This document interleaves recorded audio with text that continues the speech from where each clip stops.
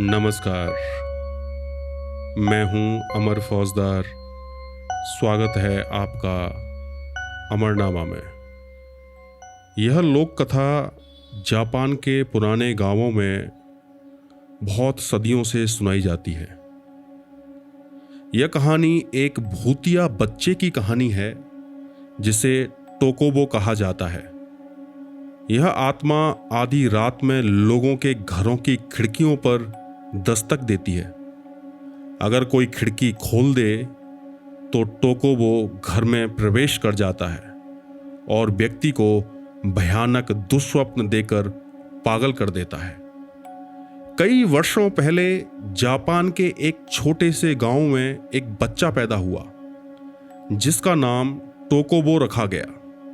उसकी मां एक गरीब किसान की बेटी थी, लेकिन टोकोबो के जन्म से पहले ही वह बहुत बीमार रहने लगी।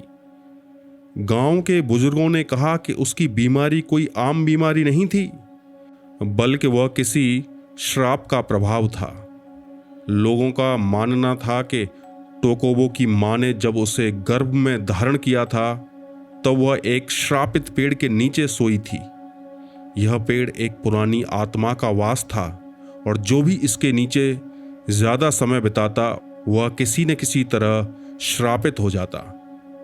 जन्म के कुछ ही महीनों बाद टोकोबो की मां की मौत हो गई। उसका पिता इस दुख को सहन नहीं कर पाया और कुछ ही दिनों में पागल हो गया।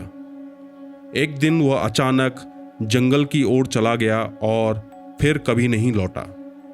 अब गांव के लोगों के सामने एक मुश्किल खड़ी हो गई। वे टोकोबो को पालें या नहीं। कुछ ने उसे अपनाने की कोशिश भी की, लेकिन जब भी कोई उसे घर ले जाता उनके घर में अजीब घटनाएं होने लगती। दरवाजे अपने आप खुलने बंद होने लगते। रात में किसी बच्चे के रोने की आवाजें आती और लोगों को डरावने सपने आने लगते। डर के मारे गांव वालों ने फैसला किया कि टोकोबो को जंगल में छोड़ दिया जाए। टोकोबो को छोड़ दिया गया, लेकिन वह जंगल में मरा नहीं। उसकी आत्मा श्रापित बन चुकी थी। कुछ सालों बाद गांव में अजीब घटनाएं फिर से होने लगी। लोग शिकायत करने लगे कि रात में खिड़कियों पर दस्तक होती है। धीरे धीरे हल्की टक टक टक। अगर कोई व्यक्ति हिम्मत करके खिड़की खोलता तो उसे एक छोटे बच्चे की परछाई दिखाई देती जो धीरे धीरे गायब हो जाती।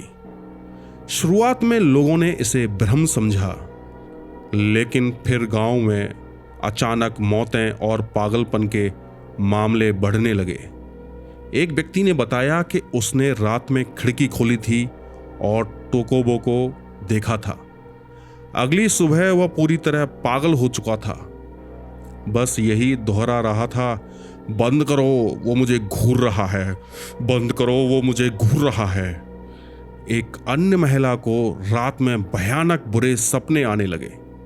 सपनों में वह जंगल में खो जाती और कोई बच्चा उसकी ओर दौड़ता हुआ आता। जब वह उसे पहचानने की कोशिश करती तो बच्चे का चेहरा धीरे धीरे काला हो जाता और उसकी आंखों से काला खून टपकने लगता। कुछ लोगों के घरों की खिड़कियों पर छोटे छोटे गंदे हाथों के निशान पाए गए, लेकिन जब सुबह सूरज निकलता तो वे निशान खुद ब खुद गायब हो जाते। अब गांव वालों को समझ में आ गया था कि टोकोबो मरा नहीं है, अब वह एक श्रापित आत्मा बन चुका है।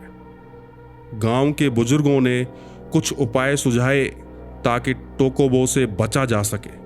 अगर रात में दस्तक सुनाई दे तो खिड़की न खोलें। अगर आप इसे अनसुना कर देंगे तो टोकोबो चला जाएगा। राक्षस का तावीज घर के बाहर लगाने से टोकोबो अंदर नहीं आ सकता।